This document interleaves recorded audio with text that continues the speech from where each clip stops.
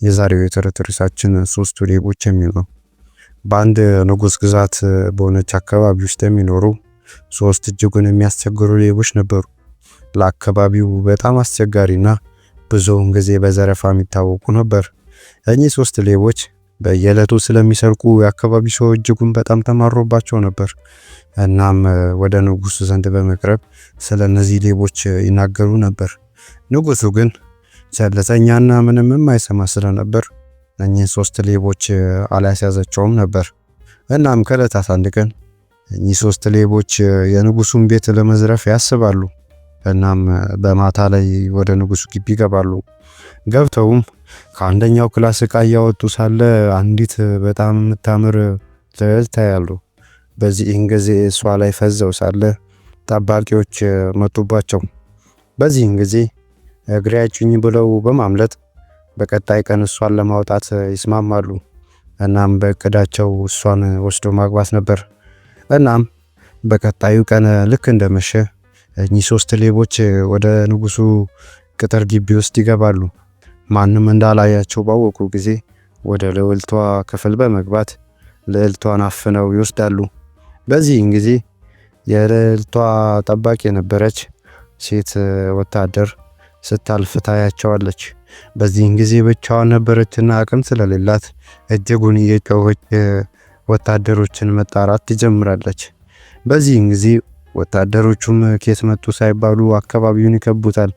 ግን ቢፈልጉም እነዛን ሶስት ሌቦች ላገኟቸው አልቻሉም። ንጉሱም ይህን በሰማ ጊዜ እጅጉን ተናደደ፣ እጅጉን ተበሳጨ።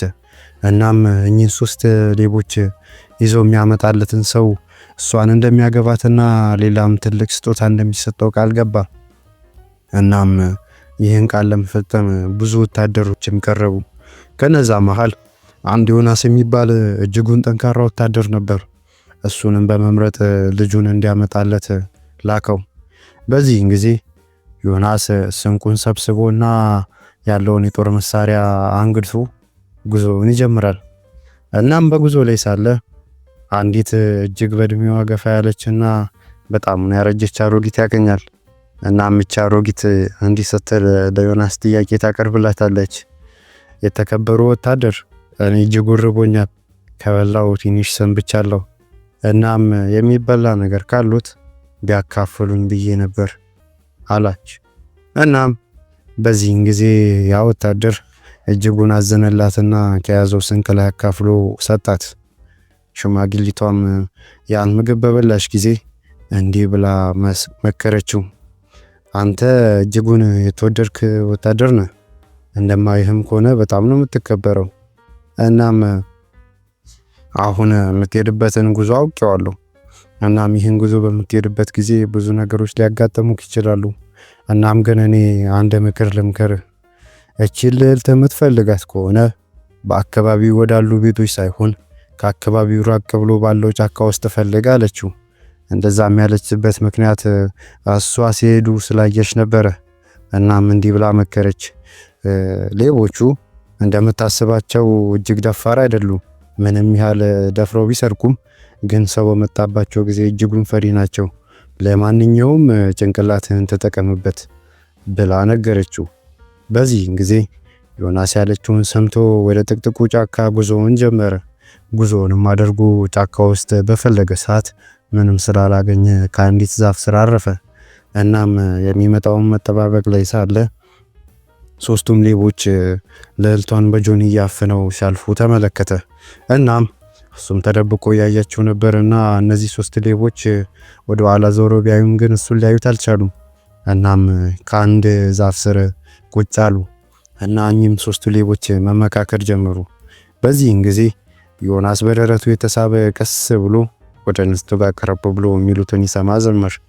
ከዛም እንደዚህ ሲባባሉ ይሰማቸዋል። ከሶስት አንዳችን እሷን ማግባት አለብን።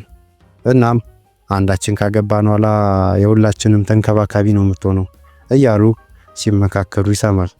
በዚህን ጊዜ አንደኛው እንዲህ ይላል፣ አሁን ለጋብቻው መዘጋጀት አለብን። ስለዚህ ወደ ከተማ ሄደን ለምን የሚያስፈልጉን ቁሳቁሶች ገዝተን አንመጣም ይላል። ሁለቱም አንድ ላይ በመሆን በሐሳቡ ስለተስማሙ ሊገዙ ወደ ከተማ ይሄዳሉ።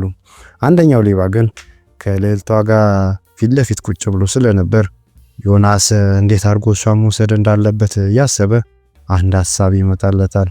አሮጊቷ ያለችውም ትዝ ይለዋል። እናም እንዲህ ሊያደርግ ያስባል፣ ጩኸቱን ሊያቀልጠው። እናም ጠጋ አለና ብሎ ጮኸ።